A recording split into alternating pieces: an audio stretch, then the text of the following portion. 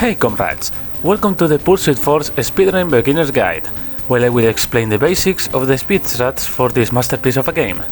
I'm Bruno Commando, the emulator career speedrun world record holder, and I wanna note that this video is made on July 2024, so maybe there are some changes to the run in the future.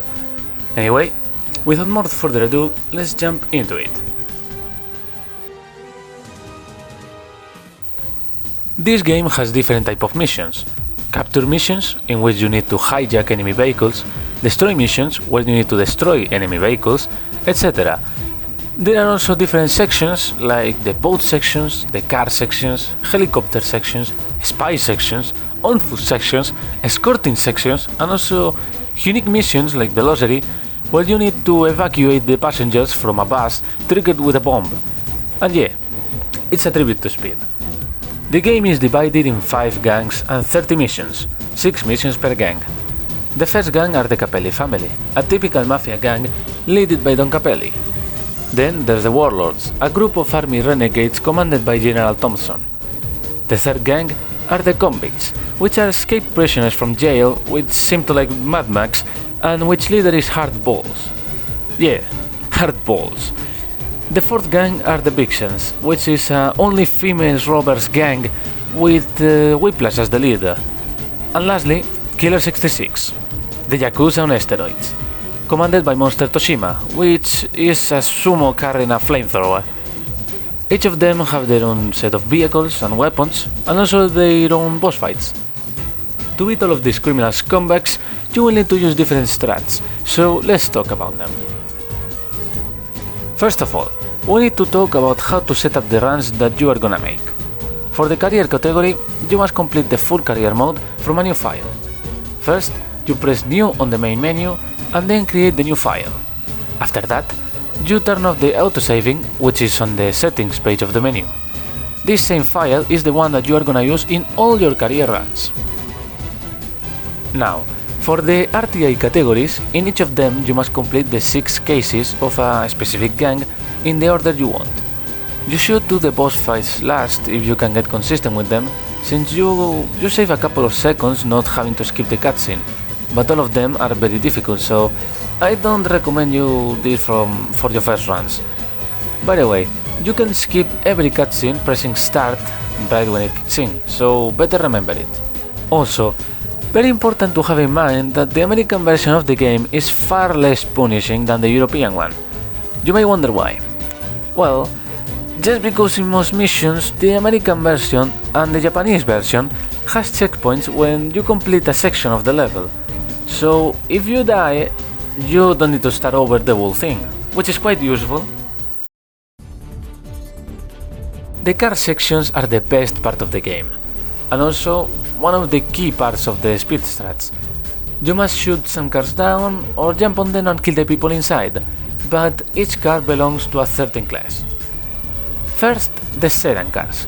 These cars are so weak, they seem to be made out of cardboard. It's never worth it to jump on them unless you are gonna die. The best thing to do about this is just shoot them down. The second type are the convertibles. These cars have much more HP than the sedans, and they carry only 2 people inside, so it's always faster to steal these instead of destroying them.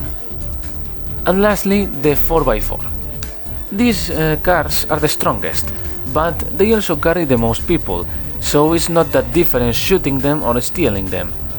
Personally, I prefer to steal them, but you also have to remember that these cars are the slowest of the gang cars, so it's not that good to drive them for long. The dodging mechanic is key on this game, especially on the latest missions. To dodge, you have to press the square button while being hanged to a car, boat or truck.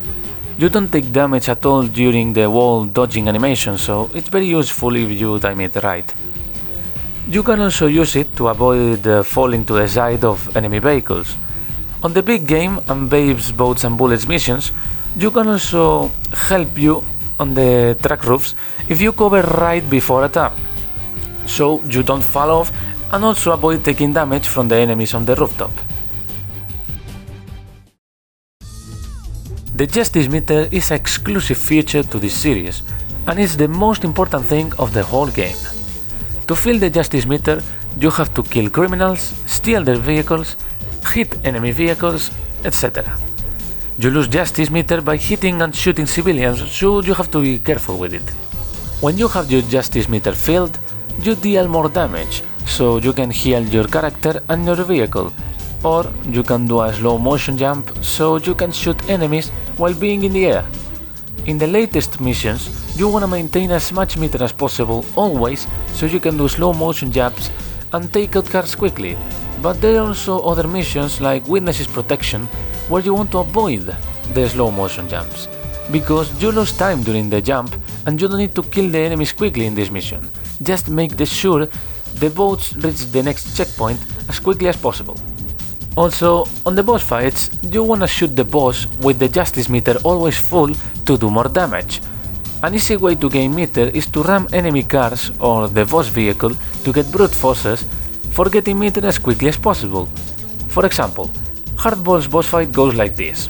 First, destroy the two sedans that guard him, then ram Hardball's bus, and then shoot him down while also jumping to other cars in between cycles. In the capture missions, you must steal some enemy vehicles, but only those vehicles, so you don't need to destroy or steal all the other ones. This is especially useful for the Vixens missions, since all of them are capture missions, and for example, in A Test of Metal, you only need to steal the boats with a yellow arrow above them, so you can leave all the other boats alone. Same applies to boss fights. You must always be dealing damage to the boss, unless you absolutely have to either change your vehicle or cannot shoot the boss. Pay close attention to this because it is very important. Rubber banding is insane in this game. In destroy and capture missions, if you run ahead instead of destroying the enemies, they will catch up to you. And if you jump on each vehicle, that vehicle will slow down a bit and the group will split, which means that you are losing time to the head of the group. Therefore, you can save insane amount of time by shooting vehicles and running ahead. And once your vehicle is gonna explode, or you reached the lead vehicle, you can jump to another car or boat and take all of them out without having to catch up. The best example for this is the mission Rapid Reaction. The convicts are escaping via the canal, so you need to destroy their boats. Then, it's faster to run ahead while shooting the convicts' boats and then jump to another one once your boat catches on fire.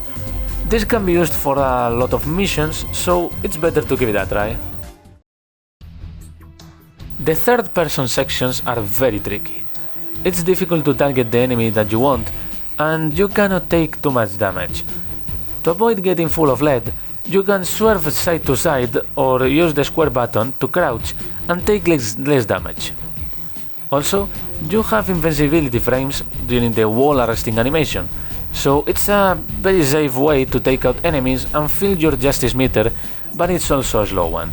Another thing to think about are the weapons for these sections. With a full Justice Meter, it's much better to use guns like the Equalizer, the APG, the chain pistol, etc. because the guns like the Shot-Off or the shotgun will take 2 shots to kill an enemy regardless, so it isn't worth it taking them. Also, it can be useful to take a specific weapon for the section after the third person one. For example, on Atomic Ambush, it's better to take an APG from the last enemy to enter the Lieutenant Davis boss fight in better shape. Same goes for the Sudeko Arakawa boss fight. One last thing to note is that the Punisher, the Killer 66 weapon, it's insanely good with a Justice Meter, so make sure to take it on the big game case, for example. So that's it. Now you have the knowledge to start running this game. There are specific strats for specific levels, but that's a topic for another video. I'll leave you in the description the link to TG's old guide for the game and also the speedrunning Discord server. So I hope this video was useful for you and you start running this jewel of a game. Ciao comrades! We're 2-4. We've got an easy. Don't just stand there. Get to work.